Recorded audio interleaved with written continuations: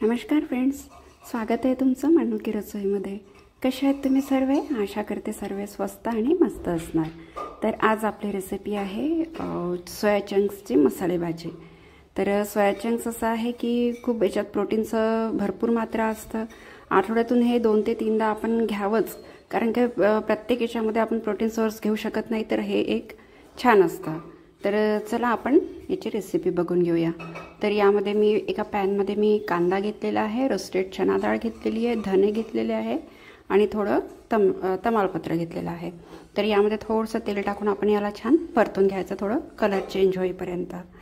आणि असं आहे की भरपूर मुलं असे आहेत की प्रोटीन पावडर वगैरे दूधमध्ये वगैरे खात नाही, ड्रायफ्रूट्स बरोबर खात नाही।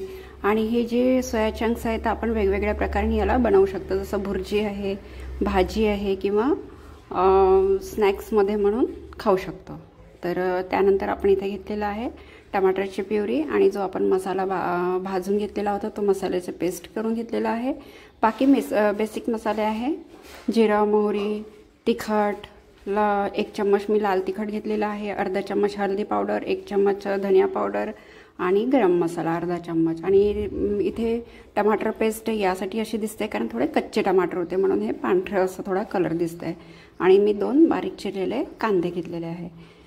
तर एका गंजामध्ये मी तेल गरम करून घेतलेलं आहे। त्यानंतर आपण तिथे मोहरी टाकून घेऊया आणि मोहरी तडतडायला लागली की त्यानंतर आपण इथे टाकून घेऊ जिरं। जिरा आणि मोहरी छान तडकल्यानंतर आपण इथे टाकून घेऊया बारीक चिरलेला कांदा आणि कांद्याचा कलर चेंज होईपर्यंत आपल्याला तेलामध्ये परतून घ्यायचं आहे। आणि त्यानंतर आपण इथे थोडं फ्लेवरसाठी तमालपत्र टाकून घेऊया।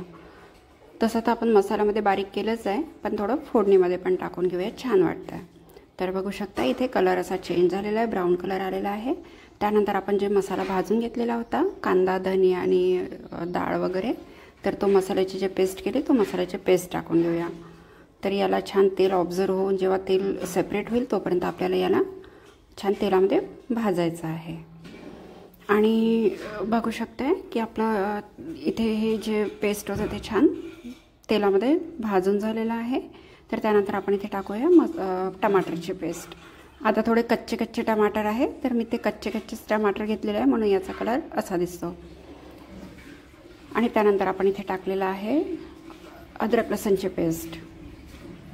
एकदम खूप छान भाजी होते आणि झटपट बनते। जसं भाजीचं आपल्या घरात काही नसतं, विचार येते की काय करावं, तर त्यावेळी तुम्ही ही भाजी करू शकता। किंवा कोणी पाहुणे आले असले तरीसुद्धा तुम्ही करू शकता, किंवा भाजीचं काही खायची इच्छा होत नसेल हिरवा भाजीचं वगैरे, तेव्हा पण तुम्ही ही भाजी करू शकता। खूप छान अशी रेसिपी होते ही। तर बघा मी इथे टाकलेलं आहे लाल तिखट, हळद, धनिया पावडर आणि गरम मसाला। हे सुद्धा आपण तेलामध्ये छान परतून घेऊया। याचा खूप छान फ्लेवर येत आहे, खूप सुंदर सुगंध सुटलेला आहे घरात। तर मी आधी पण याची सोया चंक्सची भुर्जी पण आपल्यासोबत शेअर केलेली आहे आणि आता ही भाजी करते। तुम्ही आठवड्यातून 2दा तरी जरी हे खाल्लं तर आपल्याला प्रोटीनची मात्रा भरपूर मिळते। आणि मिक्सर पॉटमध्ये जे मसाला बारीक केलेला होता त्यामध्येच थोडं पाणी मी विसळून टाकते आहे, तो म्हणजे मसाला बुडाला लागणार नाही। आणि माझ्या चॅनलला तुम्ही सबस्क्राईब केलं नसेल तर प्लीज सबस्क्राईब करून घ्या आणि व्हिडिओला लाईक करत राहा, शेअर करा आणि आवडत असेल तर तुम्ही छानशी कमेंटसुद्धा करू शकता। तर बघू शकता तेल आपलं सेपरेट झालेलं आहे।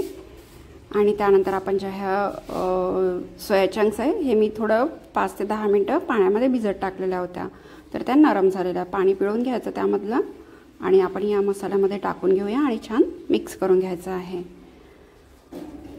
आणि बघू शकता की खूप छान अशी ही भाजी बनवून तयार होते। भरपूर लोकांनी खाल्ली असेल किंवा नसेलही खाल्ली तर आता तुम्ही बनवू शकता।